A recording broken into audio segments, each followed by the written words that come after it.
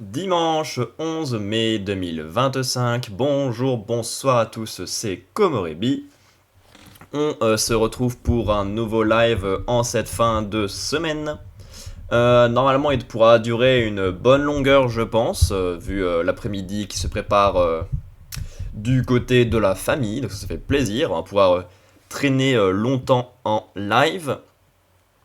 Logiquement, le programme du jour, c'est d'abord un petit moment de discussion qui va être très chill. Je sais pas si on part sur un thème spécifique. Le dernier live, on était parti sur du cinéma. Là, on est assez libre entre manga, escalade ou culture générale, mais est-ce qu'on aura un précis ou pas? On verra bien. Derrière, on va retourner un peu sur Vampire Survivors. J'ai vu qu'on était globalement plus très loin d'avoir fait tous les succès du DLC Castlevania. Donc je pense qu'on va pouvoir y jouer un petit peu cet après-midi histoire d'avoir tous ces succès. Salut Freddy, comment ça va? Freddy OG.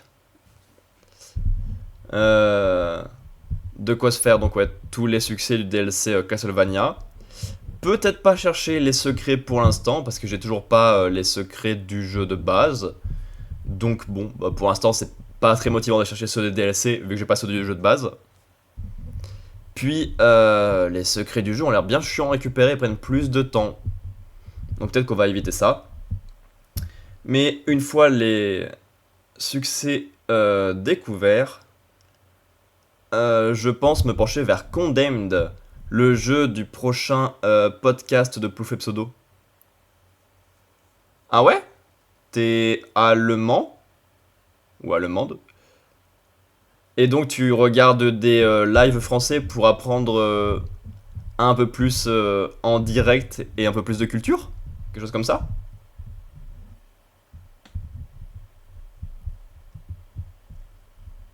Ouais, Condemned, qui ne me fait pas spécialement de l'œil pour l'instant. C'est un jeu d'horreur, ça va être à la première personne. C'est pas deux éléments qui me plaisent beaucoup de base. Alors les deux ensemble, je suis vraiment assez peu convaincu par le résultat. Donc on va tester vite fait, histoire de pas être à poil quand le podcast sortira.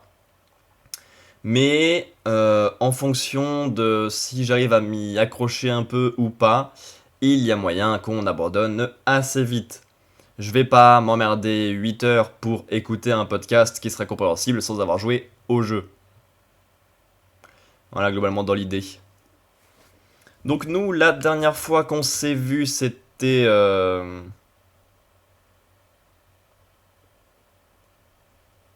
Ah, ok. Tu comprends pas le français si bien. Alors que tu fait du français depuis 1,5 ans à l'école. Oh! C'est obligatoire le français à l'école ou c'est toi qui as choisi?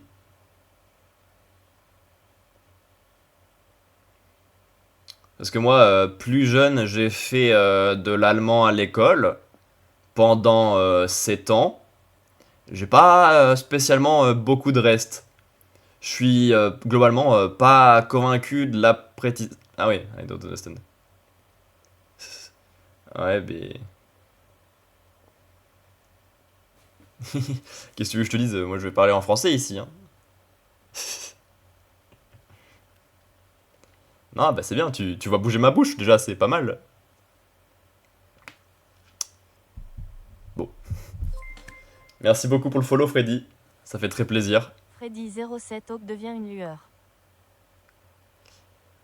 Qu'est-ce que je disais? Oui, la dernière fois qu'on s'est vu, nous, c'était jeudi. C'est ça, le 7. Jeudi 7. Pas du tout, c'était mercredi déjà. Ouin. Depuis, qu'est-ce qui s'est passé? Ben, c'était férié, donc il y avait du monde à la maison. Salut, au plaisir, Freddy. Bonne continuation. Titit. Ouais, depuis, il y a eu des jours fériés, et donc on n'a pas bien pu avancer parce qu'on n'était pas tranquille à la maison. Euh, on a fait vite fait un repas de famille qui était bien cool. je suis allé à l'escalade et je suis trop content de moi. Je peux vous montrer la vidéo concernée, je pense. Il faut que je me l'envoie sur mon drive et je pourrais vous partager ça. Mais je suis trop content de ma séance. Je parlerai après. Et depuis, hier, j'aurais peut-être pu live, mais j'ai pas trouvé le temps, j'ai fait d'autres trucs. Donc nous voilà pour cette longue après-midi aujourd'hui. La semaine qui arrive, je connais pas encore le programme de toute la maison, je sais pas quand seront les lives. Mais bon, bah ça va se faire, on live quand on peut, ça me va comme rythme. Hein. J'ai pas le choix de toute façon.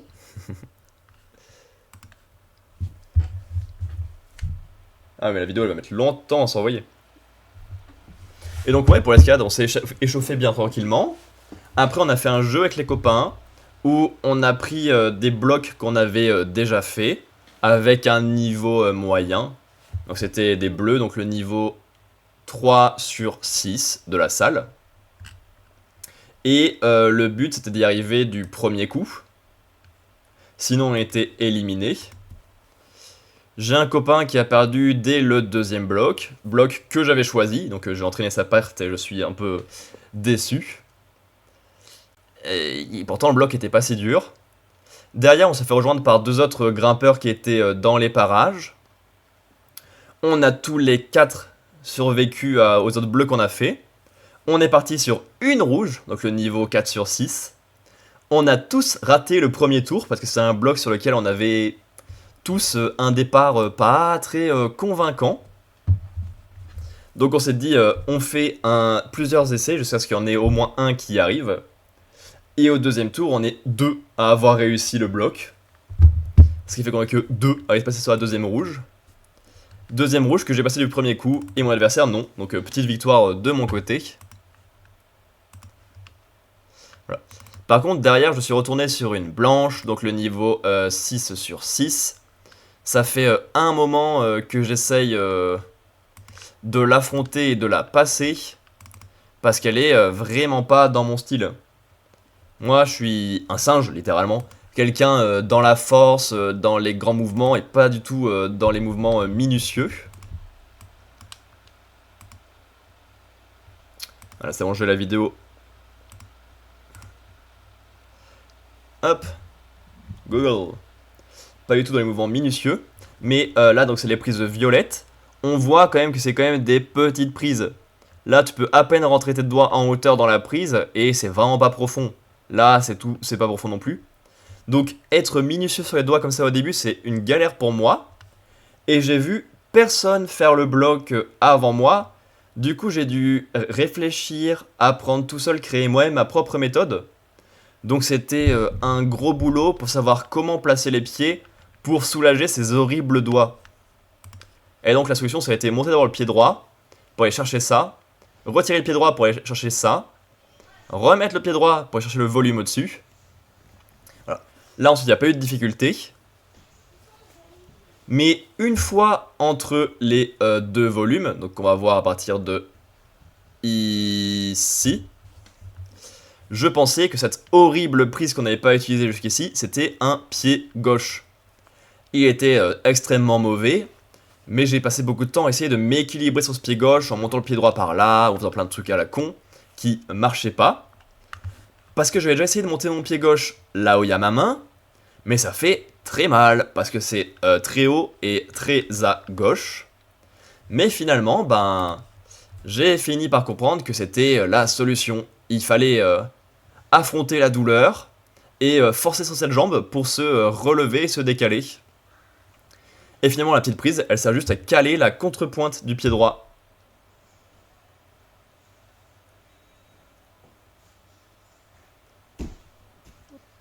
Voilà. C'était tellement dur et tellement pas mon délire comme bloc, mais je suis trop content. Je pense que c'est la difficulté blanche dans ma salle que j'ai la plus bossé avant de la passer. Il y a pas mal de blanches que j'ai bien bossé, mais après je les ai pas passées. Ou il y a quelques blanches que j'ai passées parce qu'elles étaient vraiment dans mon style et que ça se passait plutôt bien. Là c'est vraiment la première qui est pas tout à fait dans mon style, sur laquelle j'ai dû réfléchir et bien bosser pour réussir à la passer. Et c'était un sacré boulot, on va pas se le cacher. Mais donc c'était assez intéressant et nouveau de devoir faire autant d'efforts pour passer un bloc difficile. Et la sensation quand on y arrive enfin est sacrément agréable, on va pas se le cacher.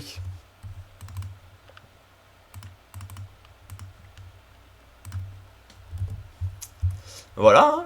Je crois que c'est à peu près tout ce que j'ai fait depuis mercredi. J'ai pu lire les tomes 6 à 10 de Glouton et Dragon, puisqu'en allant à l'escalade, bah, j'ai croisé mon pote grimpeur qui me les prête. C'est toujours sympathique. Il y a eu le meilleur tome des 10 pour l'instant, et d'ailleurs c'était un peu plus moyen. Mais ouais, la série partait mal et pouvait faire peur sur le fait d'être redondant sur la nourriture et la cuisine de donjon. Mais finalement, les personnages sont mieux mis en place, la nourriture a plus de sens et est plus pertinente, et bah, ça rend le tout beaucoup plus appréciable. Et finalement, je commence à passer un bon moment et à avoir hâte de récupérer les 4 derniers tomes la prochaine fois.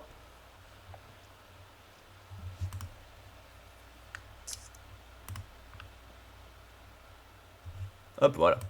Je me suis occupé de mes VOD en même temps parce qu'ils n'étaient pas au point au niveau des miniatures. Tac, réparé. Nickel. Ensuite, j'ai terminé mon rattrapage de King's Game Spiral. Et c'était sacrément merdique, on va pas se le cacher. J'ai noté littéralement les 4 volumes avec un D. Sachant que mon système de notation va de S à D. Donc ouais, les 4 volumes ont eu la pire note parce que King's Game Spiral, c'est extrêmement nul. Et donc ça questionne ma relative appréciation des 3 premières parties que j'ai pas lues depuis bien longtemps. Est-ce que je les appréciais parce que c'était il y a 10 ans, que j'avais 15 ans, que j'étais facilement marquable par du gore et de la psychologie assez facile? Ou est-ce que c'est cette partie particulièrement qui est vraiment très nulle? Parce qu'on nous a à aucun moment présenté les personnages. Et ils sont directement dans des pièges mortels, à devoir se tuer les uns les autres. Et bah c'est inintéressant hein, de voir des gens se tuer et être extrêmement violents quand on ne les connaît pas. En plus, il y a beaucoup de sexe pour rien. C'est vraiment... on vise des ados, du gore, du sexe, allez, c'est vendu. Le problème, c'est que ça raconte rien ou que ça le raconte mal.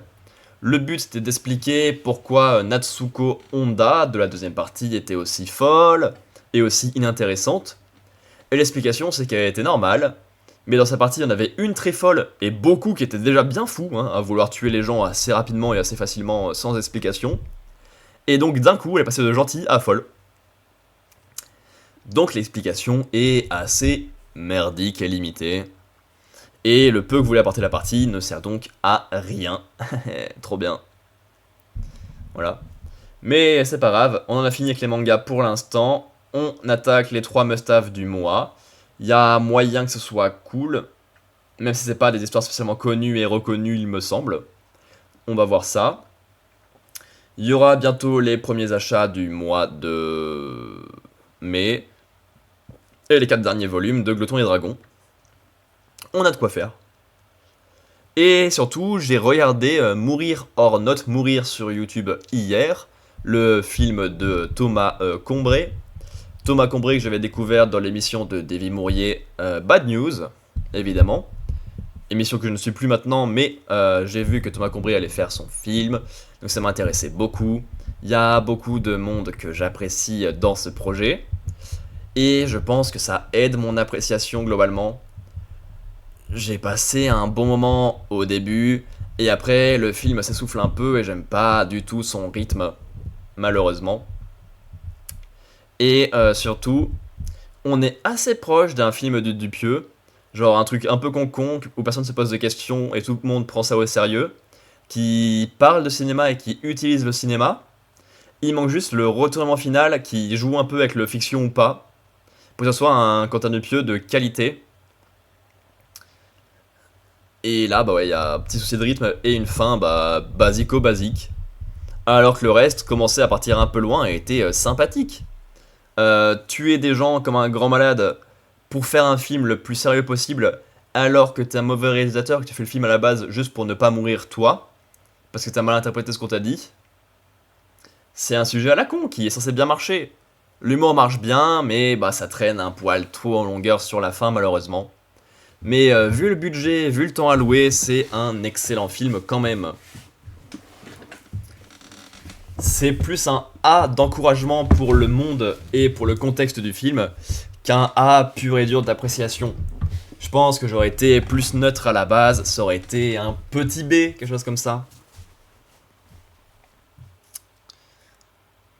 Mais ouais. Voilà, hein, globalement, pour ce que j'ai fait depuis mercredi en pop culture et en activité. Et la semaine qui arrive, on a des trucs prévus ou pas? J'ai 2 rendez-vous liés au travail. Sinon, je crois que c'est tout, hein. Normalement, il y a un nouveau volume du comics The Boys qui sort, ça je suis bien content. Non, je suis pas content, mais bon, ça me fera un comics en plus à lire ce mois-ci, c'est cool. Il y a un nouvel épisode de Boat, ça j'aime bien. Et est-ce qu'il y a une nouvelle étape de la Coupe du Monde d'escalade? Il me semble que oui, c'est ce week-end, hein, Bali, la semaine prochaine du coup. Non, le week-end prochain, on est donc du 17 au 18. Mais est-ce que c'est pas à Bali, 8, hein, je suis con. C'est Bali, c'est ce qu'on vient de faire, oui. Donc oui, il y a bien une nouvelle étape de bloc le week-end prochain à Curitiba, en Brésil. Et je suis bien content, j'adore le bloc, c'est mon étape préférée de l'escalade, donc je suis content d'avoir la deuxième étape de Coupe du Monde de bloc le week-end prochain. Donc il y a moyen, en fonction des horaires de diffusion, qu'il y ait plus difficilement des lives le week-end prochain, on va dire. Parce que oui, l'escalade, matin, midi, soir, hein, à regarder, à faire tout le temps partout. Est-ce que les... Sur quoi on passe? Est-ce qu'on se fait ça?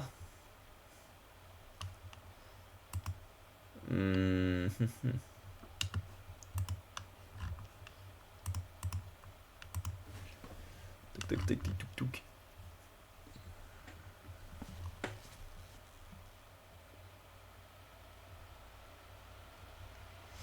Ouais, on est dimanche, normalement c'est Comore Escalade, donc on va passer à Comore Escalade, hein, écoute. Ça date du 4, la précédente semaine, ah oui, ok.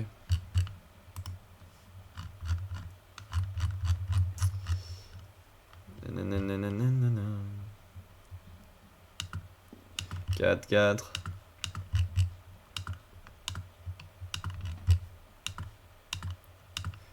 Hop, hop, hop, hop, hop. Voilà. Alors, qu'est-ce qu'il y a eu de neuf en escalade cette semaine?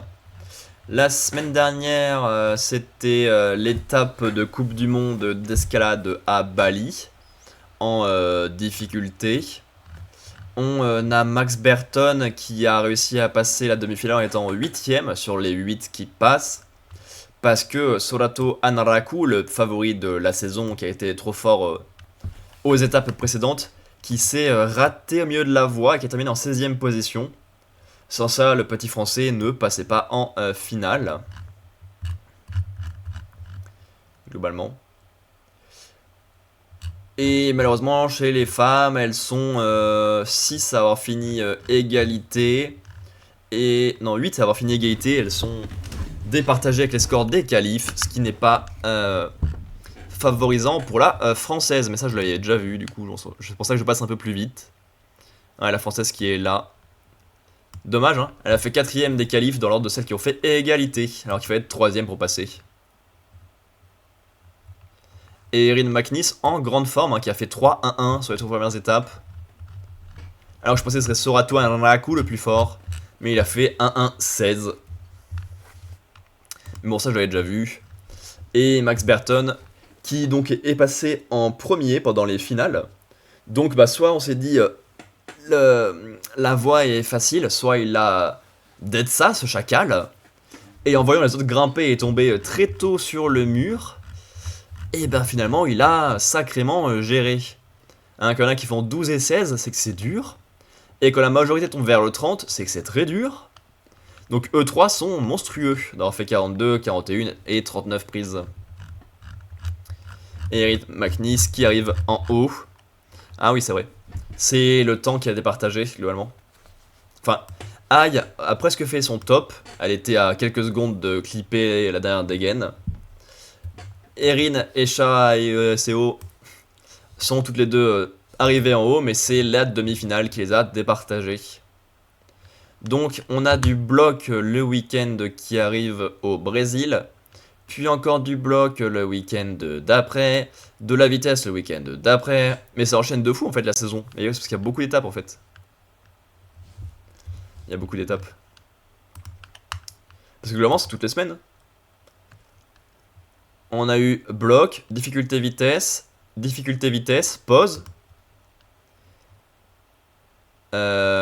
bloc, bloc, vitesse, bloc, bloc, bloc diff. Ah non, il y a une pause. Bloc diff, vitesse, diff vitesse, diff vitesse.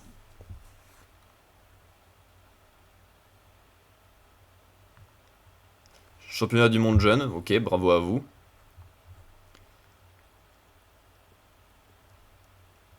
Et ensuite en août on a des pauses, du coup. Pause tout le mois d'août et fin en diff. Ok. Ok. Ensuite ça, je l'avais lu aussi. L'air dans les salles d'escalade est apparemment hyper toxique. En gros, les chaussons d'escalade sont faits en gomme, donc comme les pneus. Et le problème, c'est que en grimpant, la gomme se détériore et on va dire que leur composition est pleine d'éléments chimiques. Et ouais, c'est que comme il y a beaucoup de chaussons et assez peu de bonne aération, ben les produits chimiques sont en grand nombre dans les salles d'escalade et peuvent faire pas mal de dégâts à tout le monde. On sait pas encore vraiment lesquels, parce que il n'y a pas eu d'études là-dessus. Mais bon, c'est forcément mauvais d'avoir autant de produits chimiques pour le caoutchouc. Dans notre corps, globalement, il y a peu de chances que ce soit bon signe, évidemment. Et ma salle étant assez vieillotte et désuète, je suis pas convaincu du niveau d'aération pour ce sujet-là, on va dire. Donc ça ne me rassure pas vraiment, parce que je me vois pas arrêter l'escalade, mais bon, ça serait bien que ça me détruit pas le corps et l'ADN, globalement. Je serais plutôt preneur. Ça, je l'avais pas lu. Depuis sa création en 81, Rab s'est forgé une réputation de fabricant de matériel simple et résistant pour les amoureux de la montagne. Des sacs de couchage en duvet, encore garnis à la main au Royaume-Uni, la gamme s'est élargie aux vestes de protection et en duvet, ainsi qu'aux sacs pour les alpinistes, grimpeurs, coureurs, skieurs et cyclistes. Chaque produit est conçu pour résister durablement aux conditions les plus hostiles. Ok. C'est du matériel qui me concerne pas beaucoup, c'est pour ça que j'étais pas au courant. Vu que pour faire du bloc, moi j'ai besoin de chaussons, fin du matériel, donc c'est forcément moins. Dans les années 70, gronde une révolution au sein du cœur industriel de la Grande-Bretagne. Face aux grèves et coupures d'électricité, les habitants ont trouvé du réconfort dans le Peak District. La région est vite devenue un haut lieu d'escalade et d'aventure. C'est là que le célèbre grimpeur et alpiniste Rab Carlington a créé l'entreprise qui porte aujourd'hui son nom. Il souhaitait fabriquer du matériel robuste et performant en testant chaque pièce dans les conditions les plus difficiles. Aujourd'hui, Rab respecte toujours l'engagement de Rab Carrington.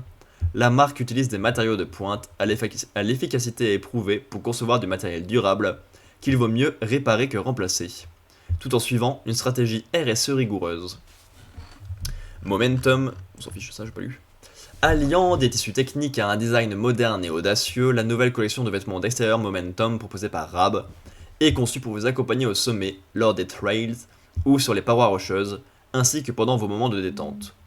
Avec ses couleurs attrayantes et matériaux de haute qualité, cette gamme est le nec plus ultra en matière de rapidité de séchage et d'évacuation de l'humidité, sans pour autant compromettre la durabilité. Il y a un haut à capuche, un crop top, un pantalon pour femme, un short pour femme, un pantalon pour homme, et voilà, c'est à peu près tout ce qu'il y a dans la liste. Je t'avouerais que vu la présentation, je m'attendais à du matériel un peu plus développé que juste des tenues qui ressemblent à des tenues classiques. Donc là, niveau information, je suis pas bien convaincu. Je vais voir leurs produits vite fait, ce qu'ils font. Salut Kill the Lamb. Comment ça va? Tu passes un bon dimanche? Je vais pas écrire par contre. C'est vraiment que des vêtements?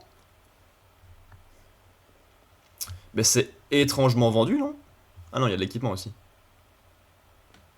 Ok, non, je connaissais pas la marque. Ouais, tranquille, tranquille. Petit live qui fait plaisir, là. On parle d'escalade, là, mon sport de cœur depuis un petit moment. Et derrière, on va jouer à Vampire Survivors. Un jeu qui me tient à cœur depuis belle lurette. Et derrière, on va sans doute découvrir Condemned. Je sais pas trop ce que ça donne, mais je suis motivé par le podcast de Plouf et Pseudo, donc à voir ce que ça rendra. L'escalade, ça doit être nice. Ouais, tout à fait. Bah ça fait 3 ans et demi que j'en fais 2 fois par semaine. Et si j'ai pas mes séances, je suis pas forcément bien. Hein. Voilà. Et pour la grimpe, et pour l'effort, et pour la récompense de passer des blocs durs. Oh, cette semaine, je suis trop content. Je pense que j'ai passé la blanche, donc c'est le niveau le plus dur de ma salle, après avoir fait le plus d'efforts. Alors, c'est ma 5e ou 6e blanche, mais c'est celle que j'ai dû le plus bosser avant de la passer. C'est trop agréable comme sensation, du coup, d'avoir réussi. Voilà. Et ouais, du coup, ça m'a fait des bons potes hein, en 3 ans et demi de grimpe. Et depuis l'été dernier, je regarde aussi les compétitions. Alors que j'avais genre jamais regardé de sport.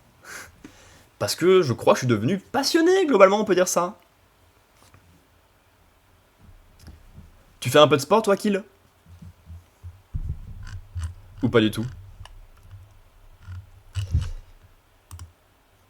Mais du coup, pourquoi il y a eu une info sur le site de Planète Grimpe sur Rab? Il n'y a pas eu grand chose de spécial? Pas du tout. Il y a pas de mal, hein, à pas faire de sport. J'en ai pas fait pendant 7 ans. Et assez rigolo. Donc j'avais fait de la gym, de l'athlétisme et vite fait du tennis de table quand j'étais plus jeune. Au lycée, j'ai fait de l'escalade en club. J'ai détesté la prof et donc j'ai arrêté le sport non-stop pendant 7 ans avant de reprendre par l'escalade. Parce que finalement, c'était pas forcément le sport le problème. Et il a fallu 7 ans pour me mettre en selle. Donc c'est des choses qui arrivent.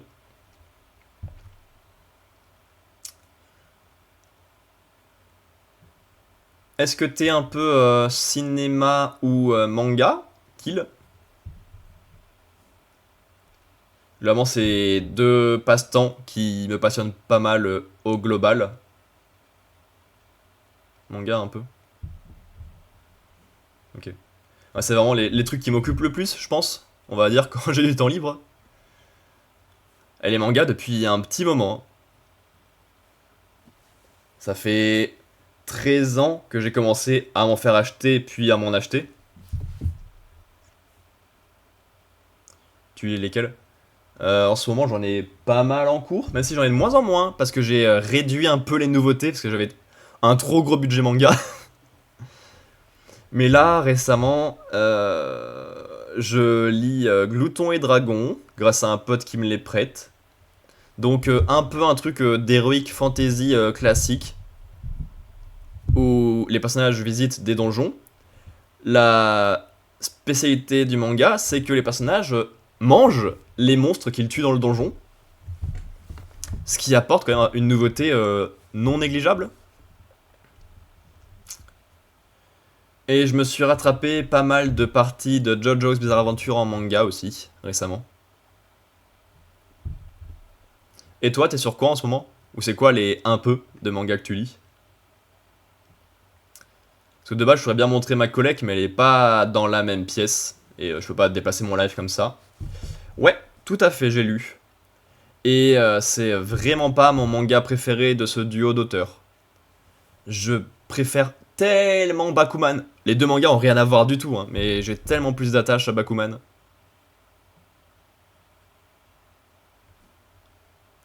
Parce que, globalement, Death Note c'est super cool. Mais bah, depuis, je l'ai déjà relu deux trois fois. Et à chaque relecture, c'est pas forcément meilleur. Parce que ben, quand toi, tu connais les situations, des fois c'est un poil longué. Parce que le suspense marche méga bien à la découverte. Je trouve que c'est pas une œuvre qui se relie beaucoup malheureusement. Alors que Bakuman, je peux le relire sans souci, j'adore. C'est mon manga de sport préféré. Alors que c'est un manga sur les mangaka. Et par contre, Platinum Men, leur troisième œuvre, il y a 7 tomes où il y a que du combat et ça raconte rien. Puis il y a 7 tomes où il y a que des questions philosophiques et où il faut être bien accroché pour pouvoir lire. Ça aurait été plus réparti au sein des 14 volumes, ça aurait été très bon, je pense. Mais là, vu que c'est vraiment séparé en deux parties, full combat, puis full philosophie, c'est assez dommage. Et ben, dans ta liste, j'en ai lu aucun. Et il y a que Pandora's que je vois ce que c'est. Les autres, ça me dit rien. Alors peut-être que si j'ai une image de Zombie Lone, ça me reviendra. Mais ah non, ça me dit rien. Ah ouais, mais c'est pas récent. T'es tombé dessus comment sur Zombie Lone? Parce que c'est pas tout à fait récent. Michiru Kita est une jeune fille possédant les yeux de Shinigami. Ses yeux spéciaux lui permettent de voir qui va bientôt mourir grâce à un cercle situé autour du cou de la personne visée. D'abord gris, ce cercle se noircit de plus en plus jusqu'au jour où le cercle devient tout noir. Dans ce cas-là, c'est la mort assurée. Un jour, elle remarque deux jeunes garçons de sa classe qui possèdent des cercles noirs, Shika Akatsuki et Shito Tachibana, mais les deux adolescents semblent être encore bien en vie puisqu'ils suivent les cours. Mais elle apprend qu'après un accident de voiture, voilà, je lis n'importe comment aujourd'hui, qui aurait dû leur coûter la vie 6 mois auparavant, les deux jeunes hommes firent un pacte avec un bureau secret appelé Zombie Lone. Pour rester en vie, ils doivent chasser les zombies et demandent alors de l'aide à Michiru, qui grâce à ses yeux de Shinigami, peut les repérer très facilement. Ok. Et t'as lu les 13 volumes, ou il t'en reste encore quelques-uns à découvrir? Par hasard, j'achète les tomes usagés. Bah c'est bien, je pense, de profiter des mangas par l'occasion. C'est un peu comme ça que j'ai réduit mon budget manga. Je m'attaque à moins de nouvelles séries, mais les séries un peu cultes, j'essaie de les récupérer d'occasion quand je peux. Genre j'ai plein d'alertes sur Vinted pour acheter les séries d'occasion. Et je m'en suis déjà acheté pas mal comme ça.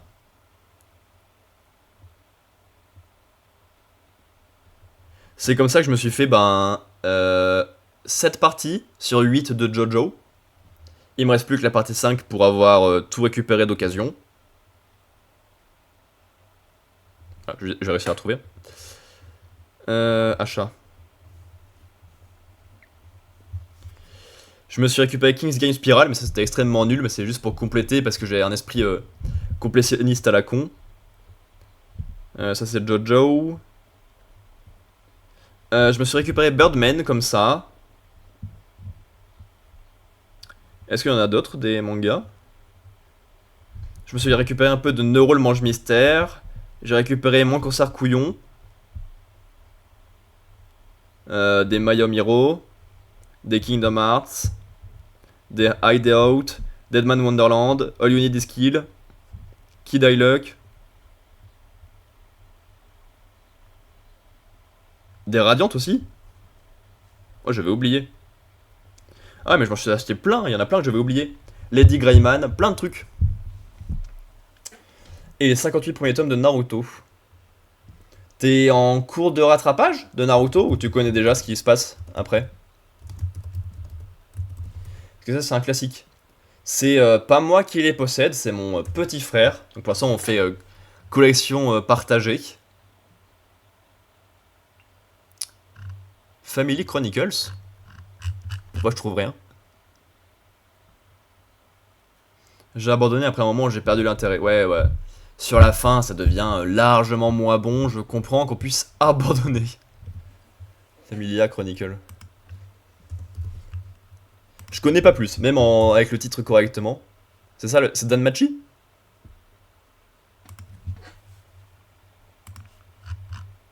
Alors ça reste un spin-off, épisode Ryu. Y'a pas le truc principal qui part?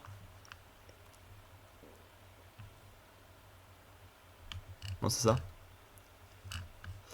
Au cœur de la ville d'Orario se trouve un gigantesque labyrinthe souterrain profond d'une centaine d'étages, peuplé d'une réserve de monstres sans cesse renouvelée, et dont personne n'a jamais vu le fond. En cette ville cohabitent humains et dieux, les premiers en quête de gloire et de richesse, les seconds descendant de leur trône céleste en quête d'amusement et de passion.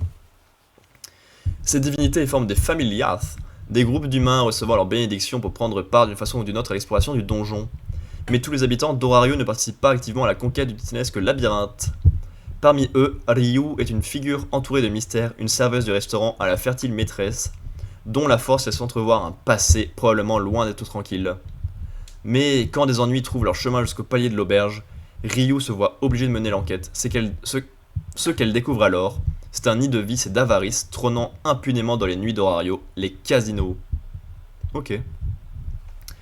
Et ben, si t'aimes bien les mangas un peu héroïque fantasy, ce dont je parlais tout à l'heure devrait peut-être te plaire, hein, Donjon et Glouton. Je connaissais pas, c'est vraiment juste mon pote qui m'en a parlé et qui me les prête. Mais ouais, ouais, classique. Classique de l'Heroic Fantasy, hein, tu vois ton groupe, un humain un peu guerrier, un nain, un alphelon, une elfe. Et le but c'est de descendre le plus loin possible dans le donjon en apprenant un peu la gastronomie des monstres. J'avais peur que ça soit très redondant si on parlait vraiment que de nourriture avec les monstres. Mais finalement, une fois que les persos sont bien en place, il y a une petite histoire en plus derrière qui marche très bien, donc c'est assez cool. C'est 14 volumes, c'est pas hyper long. Pour l'instant, je passe un bon moment avec. Il y a un de mes potes qui est vraiment, vraiment à fond. Il connaît très probablement la plupart des mangas que tu lis. Ok. Est-ce que je l'ai quelque part? Non, il y a ma petite collection ici. Ma collection sur Manga Collect, qui est l'application la plus pratique, je trouve, pour la collection de manga. Et j'ai quelques trucs, quoi, on va dire.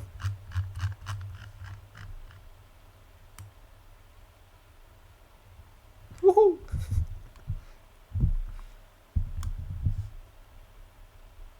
Par contre, je suis content. Surtout, le truc qui me fait plus plaisir avec ma collection, c'est que je suis globalement bientôt à jour. Eux, ils viennent de sortir, donc c'est normal que je les ai pas. Ça, c'est parce qu'il y a eu un changement d'édition et que j'ai arrêté de suivre un moment. Ça, c'est parce qu'ils sont introuvables. Ça, c'est parce qu'il est introuvable. Donc finalement, il me reste que cette série-là à rattraper. Et je suis à jour sur tout ce que j'ai commencé. Et c'est assez rare pour le mentionner. Mais oui, belle collecte. Bah, j'allais dire 2080. En 13 ans, ça fait, ouais, globalement 13 ans qu'on en achète. Il y a celle de mon frère dedans aussi.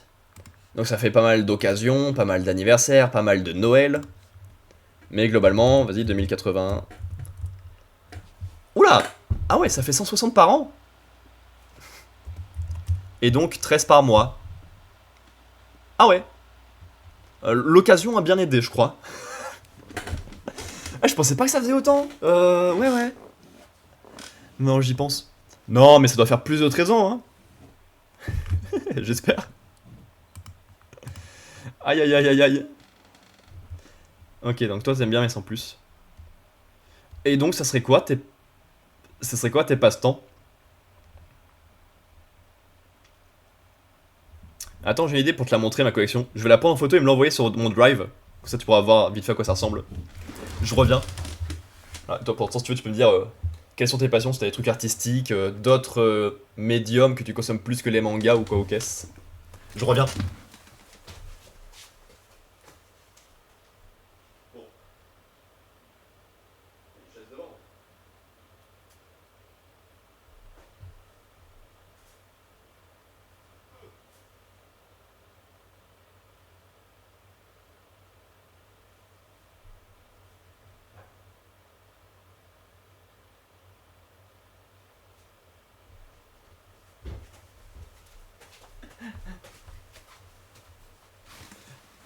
On voit tellement rien.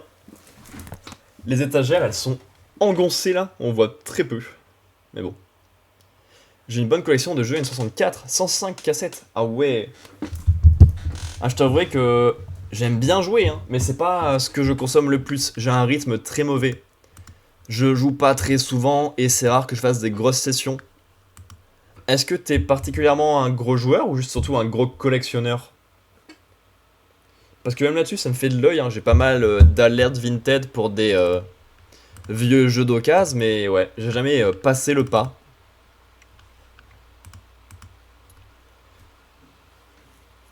Et c'est que t'en avais déjà beaucoup de base parce que t'y as joué.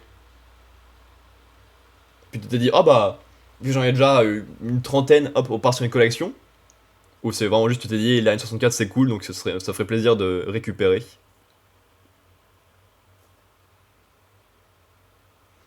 Ouais, bah forcément, compliqué de jouer aux 105 jeux, même de les lancer tout simplement. Ah, j'ai un peu joué. Ah, j'ai très peu joué à la 64 moi, hein.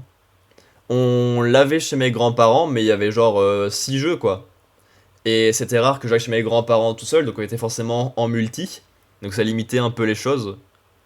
Mais on avait Mario 64, Mario Kart 64, Star Wars Racer, FIFA 98 ou quelque chose comme ça, Zelda Ocarina of Time, Zelda Majora's Mask et Toy Story 2.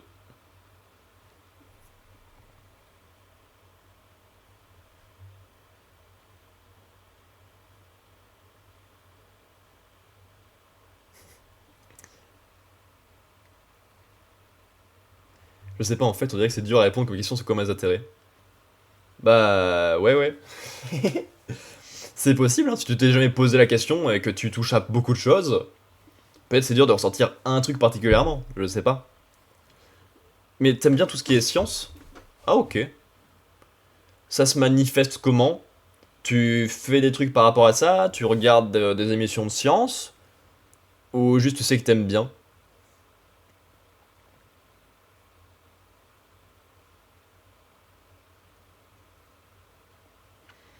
Parce que ça, je sais que j'ai un esprit scientifique, hein, j'aime beaucoup ça.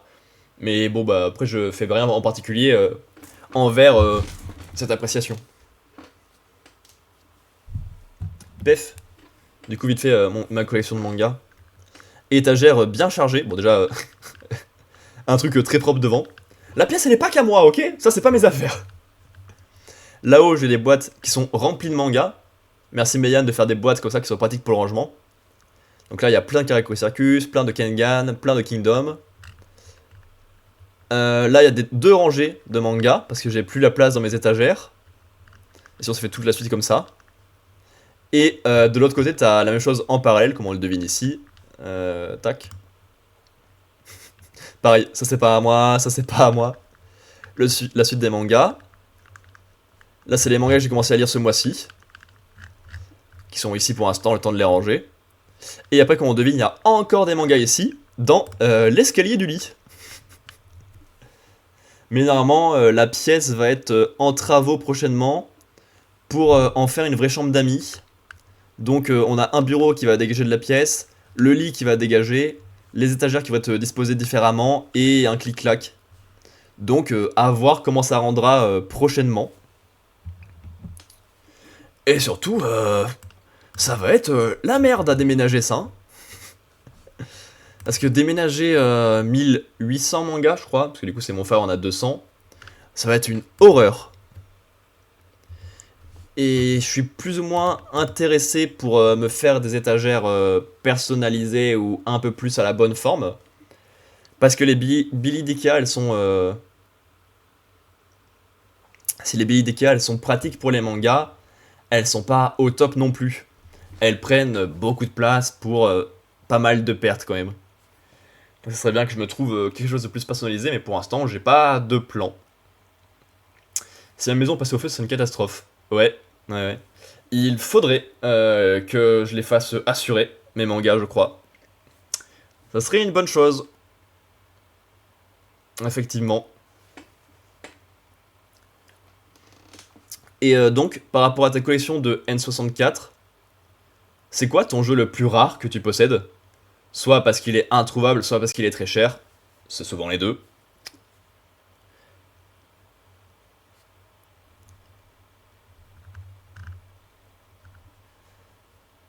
Et du coup, ça me pose plein de questions.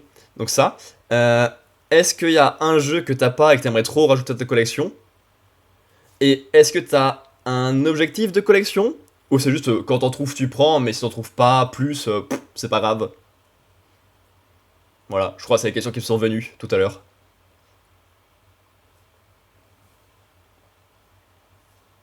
Et pendant ce temps-là, on va repartir sur les news escalade.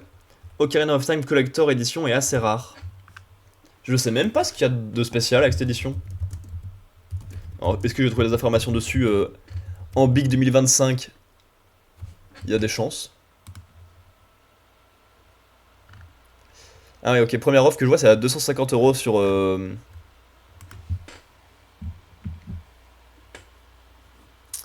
sur Le Bon Coin. Compilation de jeux vidéo de la franchise Zelda, développée par Nintendo. Mais c'est GameCube, ça. Mais c'est pas celui-là, tu vois, il est sur GameCube. Moi, c'est le Ocarina of Time qui m'intéressait, s'il vous plaît.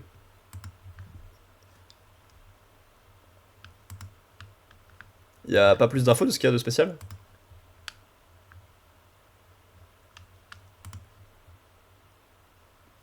Ben, comme ça, je ne saurais pas dire. Est-ce qu'il y a juste collector point? Parce qu'ils l'ont décrété?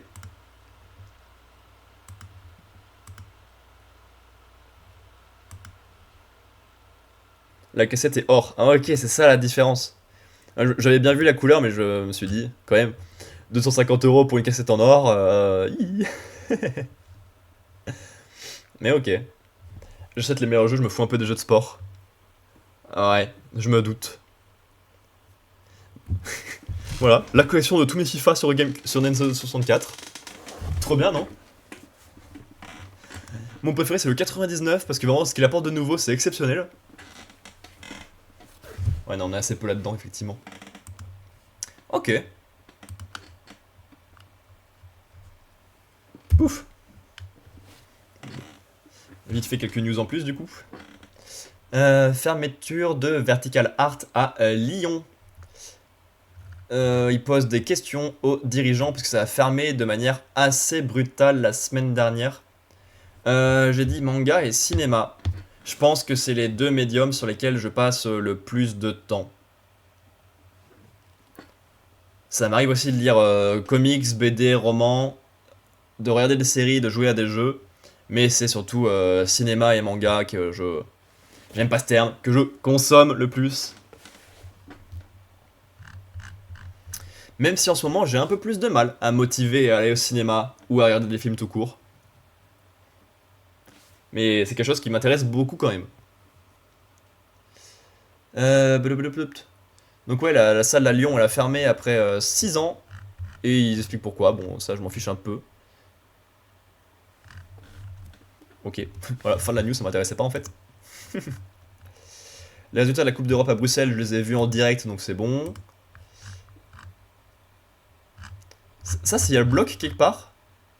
Ah, cool, ça je veux bien. Allez la voir après. C'est Amish MacArthur qui a fait un 9A bloc en une seule session. Un bloc ultra physique de 17 mouvements. Je veux bien voir à quoi ça ressemble. Et il l'a vraiment fait genre en 5 heures. Je sais pas compter, en 3 heures. Ce qui est très rapide. Fais voir juste comment ça rend sa vidéo uncut. Alors la qualité, c'est on est en HD en bas. Hein. Est-ce que tu peux te mettre en HD? Mon top 3 films, c'est la question classique, mais à chaque fois je trouve ça dur. Et je pense que j'aurais du mal à dire. Sans doute un peu des films d'enfance, des films un peu doudou. Je sais que j'aime beaucoup les films de Edgar Wright et de Wes Anderson, mais je crois que j'ai même pas leurs films dans mon top 3.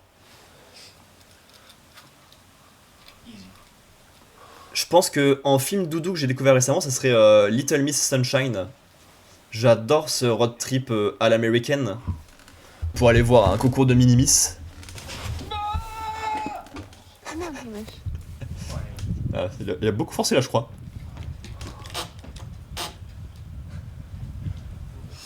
Come on. Let's do it. Inglourious Bastards. Ouais. Come on, everything's easy. Come on. Je crois que c'est pas mon préféré de Tarantino. Come on, Hamish. J'ai une préférence pour Les 8 salopards, je pense. Yeah, right. Mais oui, je comprends qu'on puisse en avoir dans son top 3. Like, so it's pretty good. Je sais que j'aimais beaucoup les Kingsman quand j'étais plus jeune. Et sinon, bah, ça serait peut-être des Disney d'enfance, du genre Cusco ou La planète au trésor.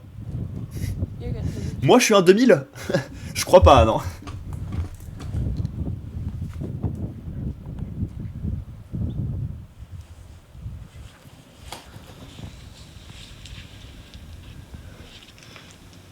Yeah. Yeah, you're on it.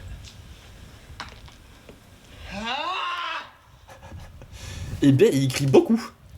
Je sais que Adam Ondra aussi, il adore hurler quand il grimpe. Bon, je fais pas des trucs aussi physiques que ça, mais ça me viendrait pas à l'esprit d'hurler aussi fort, je crois. Shit, dude. What the fuck? Oh my god. Ça a l'air d'être un enfer ce qu'il a grimpé. Oh. Visuellement, ça a pas l'air trop dur les prises, mais ça a l'air tellement physique pour le faire hurler comme ça. Ok. Et ben, belle horreur. Oh. Le dîner de con, j'ai jamais vu, je crois. Donc je pourrais assez étrangement pas le mettre dans mon top 3. Bien vu ça. J'ai une mini collection Blu-ray qui peut peut-être t'aiguiller un peu sur ce que j'aime bien.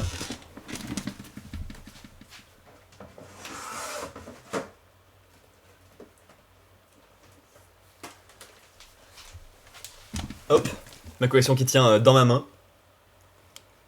On a c'est de l'autre côté, du Wes Anderson, du Wes Anderson, du Wes Anderson. Voilà. On a 4 films de Wes Anderson que j'aime beaucoup. J'aime beaucoup son imagerie. Elle est tellement belle. Avec seulement un film que je suis allé voir au cinéma. Et qui est pas mon préféré de lui. On a tout ça, qui est du Edgar Wright. Parce que j'adore son montage.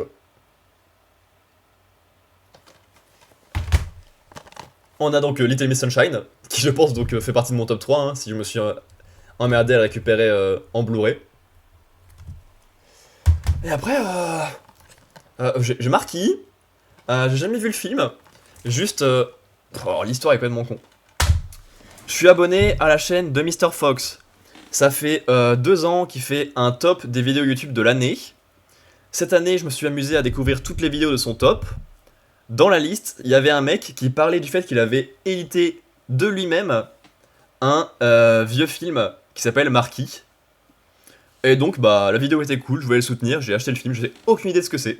Enfin, je sais que c'est globalement le Marquis de Sade qui parle avec son sexe. Mais c'est tout ce que je sais.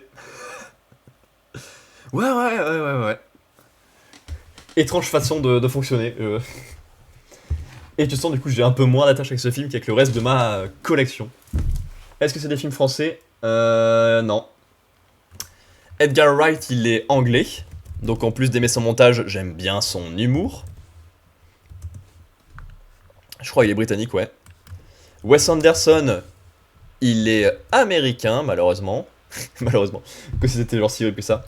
Little Miss Sunshine, c'est américain, que je sache. Vu le sujet du film, ça me paraît plutôt logique. Et Marquis, ça va être français, par contre, le Marquis de Sade. Le Marquis de Sade, c'est français, ça. Marquis, c'est franco-belge, ouais.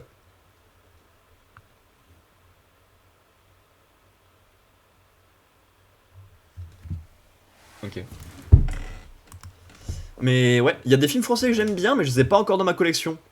Je sais que j'étais allé voir Les Traducteurs au cinéma et que j'avais adoré. Est-ce que j'ai beaucoup de films français comme ça que je pourrais citer? Je crois pas.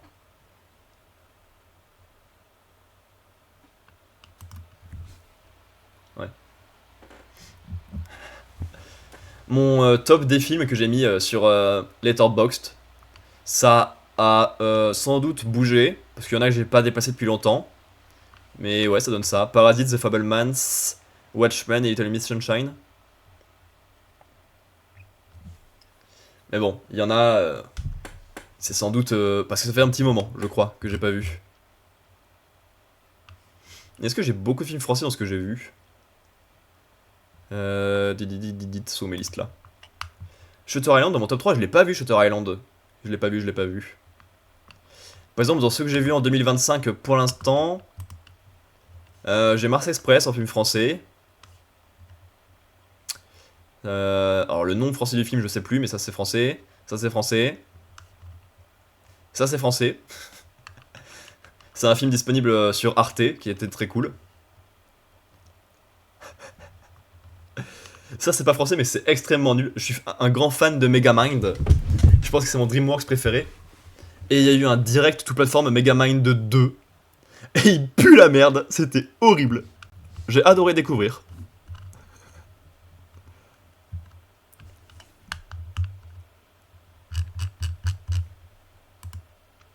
Je connais pratiquement aucun film français.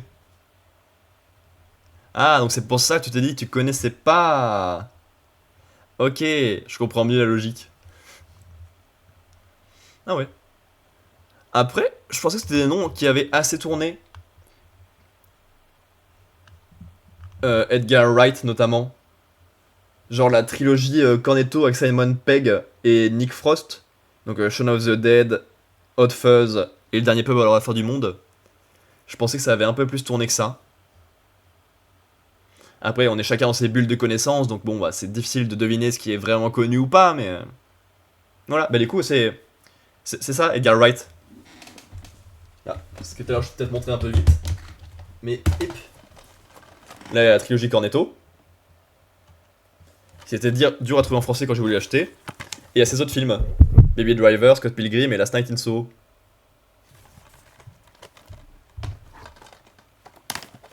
Voilà.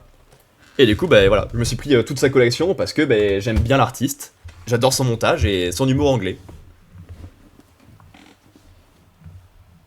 Même si ces deux derniers sont un peu moins dans l'humour anglais, hein, vu qu'on a un peu un film d'action, puis un film d'horreur. Mais bon, il y a toujours son montage, donc bah je prends.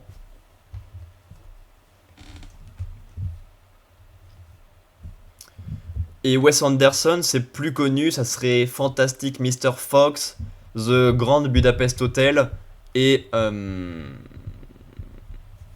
The French Dispatch, je dirais.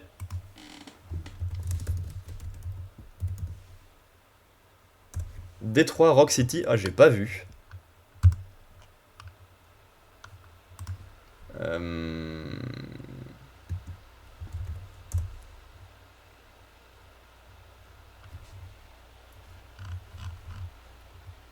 Y'a pas ces plans quelque part à Wes Anderson qu'on voit à quel point il s'est léché?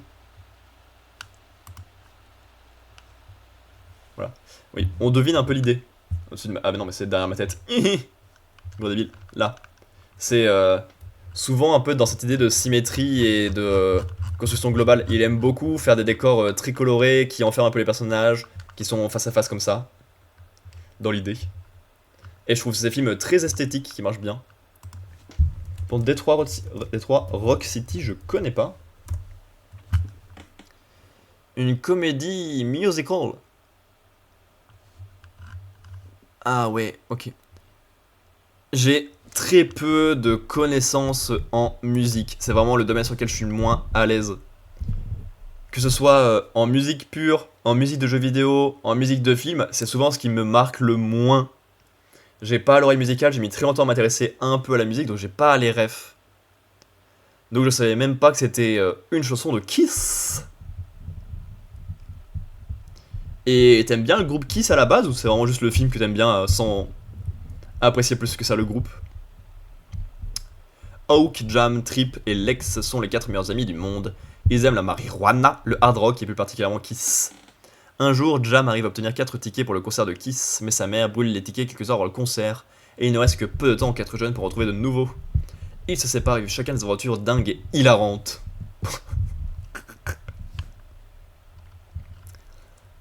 Le film m'a fait découvrir le groupe Kiss que j'adore maintenant. Ok.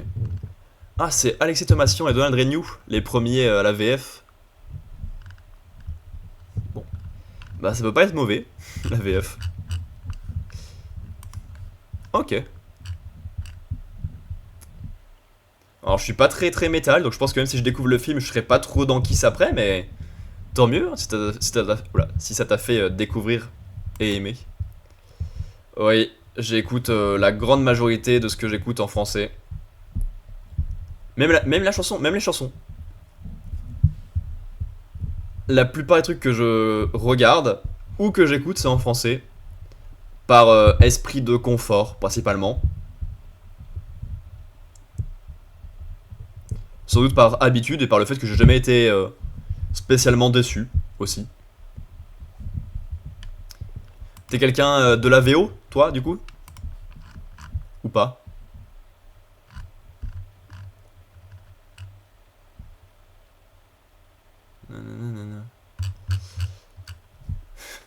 J'ai l'impression de pas trop avancer sur les news d'escalade, dis donc. Il y a EP Climbing qui a 40 ans d'histoire. C'était entreprise avant, il va faire un livre pour les 40 ans. Dans la boîte, il y a le créateur de la première prise d'escalade artificielle. Ok. Oh, c'est stylé. Le mec a inventé les prises d'escalade qui étaient terriblement laides et pas très pratiques, dis donc, à l'époque. En même temps, le but à la base, c'était de singer les cailloux. Oui. Bah, en soi, je suis pas mécontent de mon niveau de compréhension en anglais. Mais je suis plus à l'aise à regarder mes trucs en français.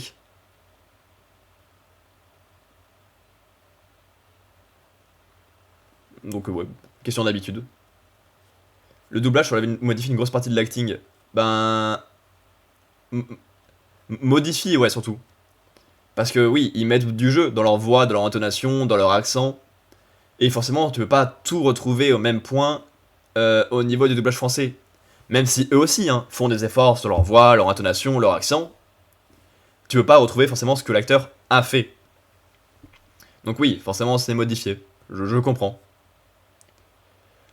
Pour ça, du coup, je parle assez peu du jeu des acteurs en soi. Parce qu'il me manque un élément, globalement, pour avoir le jeu des acteurs.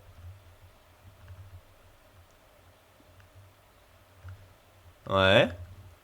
Vers les années 2000, il y a eu plus de couleurs et plus de formes, parce qu'on s'éloigne des cailloux.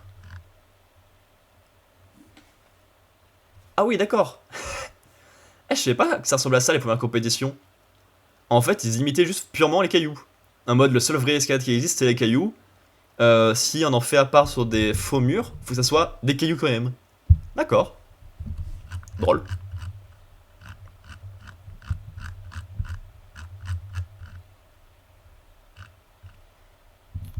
Et depuis, ça a bien vécu. Il va y avoir 3 épreuves au prochain JO, au lieu de 2 à Paris et de 1 à Tokyo. Et depuis 2021, c'est le même mur de compète à chaque fois, histoire d'avoir des formes semblables et de faire varier les prises dessus. Très bien. Ils font quelque chose de spécial, EP Climbing, en ce moment? Fabricant de murs d'escalade et de prises. Qu'est-ce que c'est ce mur d'escalade en forme de lion? Alors, c'est bien d'avoir des murs originaux, mais des fois, c'est peut-être bien que ça soit pratique à utiliser. C'est original, un mur en forme de lion.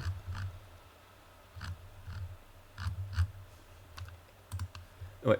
Et donc, qu'il y a des acteurs dont t'es fan du jeu et ou de la voix, du coup, ils t'écoutent en VO. Parce que comme j'ai dit, moi, il y en a que je pourrais pas citer, mais du coup, ça se trouve, il y en a que tu aimes bien. Barbara Zangirl a fait son premier 9A+. Et il lui a fallu 2 mois pour pouvoir l'enchaîner. Ce qui est horrible, dis donc, comme longueur. Oh, la taille des prises. Horrible. J'ai jamais fait de voix ni d'extérieur, donc ça me parle pas tant. Mais ouais. Ça a l'air horrible ce qu'elle a grimpé. Clint Eastwood, c'est une légende. Ouais. Et ben, je crois que j'ai vu très peu de films avec Clint Eastwood. Déjà, j'ai vu très peu de films de Clint Eastwood. Mais avec encore moins. J'ai juste vu le cas de Richard Jewell, c'est lui? Ou je confonds?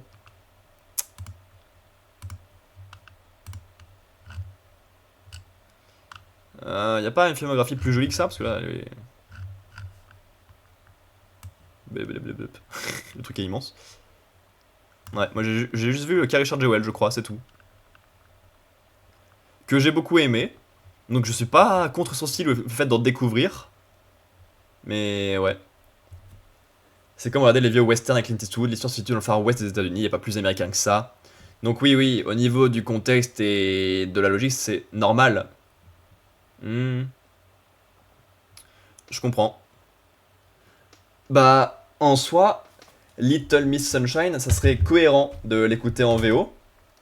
Déjà parce qu'il y a une belle bande d'acteurs dedans, hein. Steve Carell, Toni Collette et Paul Dano, dans ce que je connais. Et que c'est un film purement américain sur une famille pauvre de la campagne américaine qui est présentée comme des losers et qui font quand même tout dans leur road trip pour essayer de réaliser leurs rêves. Et donc ouais, ça serait plutôt logique de les entendre parler américain. Ce week-end, il y avait le championnat de France de difficulté, mais donc ça m'aura des infos maintenant. Le championnat est passé. Aiden Roberts a fait le bloc le plus dur de Yosemite. Un 8C+. Ok. Est-ce qu'on... 3 minutes, ça me va, je regarde ça aussi. Hop. Ah, j'ai fait très peu l'extérieur. Nous sommes dans la vallée de Zeit et aujourd'hui, j'ai grimpé du côté obscur. Au secours, la traduction automatique. C'est un projet de longue haleine. L'audio automatique. Première fois par Carlo Traversi. Il l'a coté V16 et il n'y a pas encore eu de deuxième ascension. Attends, c'est une vraie piste foncée? Ok. Ce qui la rend vraiment unique, Bizarre. c'est qu'elle n'est pas du tout raide. Bon bah je prends. Les prises sont très marginales. C'était vraiment comme essayer d'en comprendre les subtilités. Oh, la taille des prises. La taille des prises. La difficulté. C'est vraiment pas mon type de bloc. Après je grimpe pas sur le rocher aussi, mais même en salle, les petites prises c'est pas mon délire. Stratégique amusant. Les premiers mouvements sont comme de bons trous, comme de bons pieds, et ça permet d'obtenir la réglette gauche, ce qui est vraiment important pour bien la faire. Il y a un pic que je finis par poser sur mon Il va tellement s'arracher la peau. la rotation du poignet, et celle-ci me semblait la position la plus neutre. Tu stream depuis quand? On balance. Ça Ça fait un petit moment on va dire. Mais j'ai trouvé que c'était. Mais j'ai rarement été régulier. Ensuite, Et j'ai rarement fait des trucs populaires, mais ça fait ce qui prépare aux deux mouvements main droite. depuis fin 2019 je pense. Que j'en fais de temps en temps. On touche un mauvais plat de plat, puis on enchaîne. Mais ça m'est arrivé plusieurs fois de faire des pauses de genre 6 mois ou des trucs comme ça. Ce n'est pas vraiment un gaston, mais psychologique. Pas du tout mon activité principale. Projeter mon poids vers la droite avec un poignet neutre. Encore une fois, Sur internet ça finit par le devenir. faut faire quelques mouvements pour Genre, que la main gauche. À la base j'étais un blogueur manga. Puis j'étais youtubeur manga. Au début, Puis là bah, je suis streamer et tous les mois je fais un podcast où je parle des œuvres que j'ai découvertes dans le mois. je pouvais bouger mes mains assez confortablement une fois les positions trouvées. J'aime vraiment sentir où se trouvent les cristaux individuels de chaque doigt. Bah c'est possible hein, que tu sois passé. T'avais pas laissé de message, tout à l'heure quand t'es arrivé c'était marqué premier message. Ah quoique ça me le marque, même quand ça fait longtemps. Je pouvais être dans une position vraiment stable. Mais oui, bah c'est possible que tu sois passé par hasard. Hein. J'ai tapé sur mon pantalon pour récupérer un peu de magnésie. Oui, ça fait un petit temps. C'était important. Et j'en ai quand même fait très glissante. 350 je crois, un truc comme ça, des streams. Crucial d'être en confiance sur cette prise. Avec cette nouvelle méthode, je pouvais la rétablir assez confortablement. Mais en réalité, le point crucial du point rouge se résume au dernier mouvement. On peut facilement ressentir une certaine classe sur la peau et c'est un mouvement très engageant. Et une grande C'était mon premier message, je te confonds avec quelqu'un d'autre. logique pour moi. Ok, parce que t'es toujours du genre à mettre des Comme si j'allais le faire. commentaires dans le chat. Alors que si j'hésitais, T'es une personne exceptionnelle si c'est vrai. Si c'est le cas en tout cas, sache-le. c'était comme un casse-tête physique, technique, mais aussi psychologique intéressant.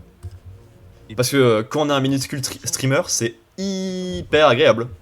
des positions beaucoup plus Assez étrangement, je préfère un peu discuter avec quelqu'un que dans le vide. Ça joue à pas grand chose, hein, mais. Après, c'est très bien d'avoir des gens qui sont en lurk, hein, évidemment. Mais c'est confortable d'avoir des gens qui discutent aussi. Pour toi, du coup, je me plaignais de sans doute qu'il devait se faire mal au doigt, parce que. On le voit un peu ou pas? S'il te plaît, le flou. Là, j'ai un bout de peau qui est pas en forme. Ça fait 3 séances qu'il est en train de se barrer à moitié et qui m'emmerde. J'arrive pas à m'en débarrasser. Mais ça va, en ce moment, j'ai pas trop de bobos.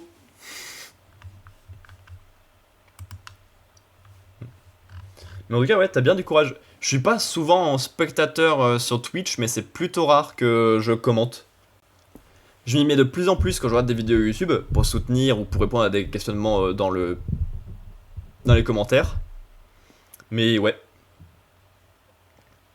Après, c'est sans doute question de caractère, ça. Je sais que de base, moi je suis plus quelqu'un qui attend que les gens viennent vers soi plutôt que d'aller vers les autres. Donc ça doit jouer aussi globalement sur internet. Après il y a Max Burton qui parle de sa finale. Et il y a un débat sur ça. Attends, j'en ai pas raté une? Y'a pas eu une autre info depuis? Ah si, bon ça fiche. Ok. Il y a un débat actuellement dans le fait d'utiliser un ventilateur à l'escalade. Parce qu'en soi, ouais, soit se rafraîchir, soit s'aider à moins transpirer des mains grâce au vent dessus, ça aide beaucoup, donc oui. Est-ce que ce serait pas un peu de la triche?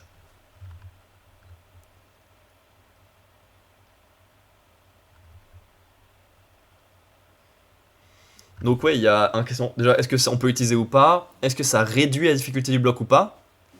Mais en même temps, ben, c'est tellement pas pareil.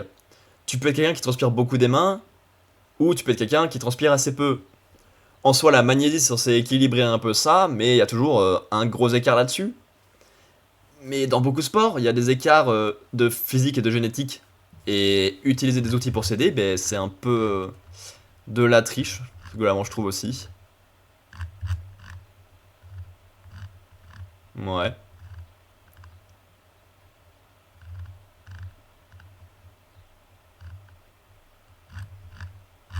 Mais ok. Ok, sympa l'idée.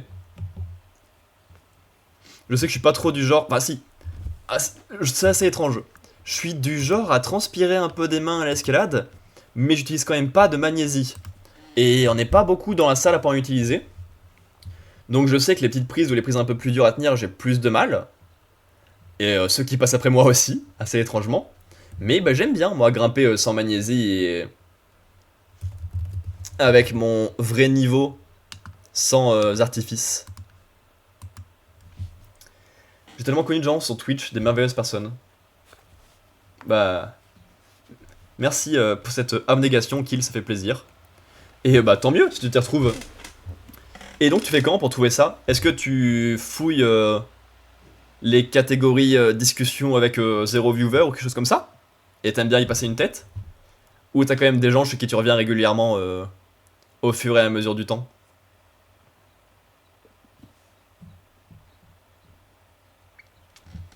Allez. Et pendant ce temps-là, on a fini la partie discussion du jour.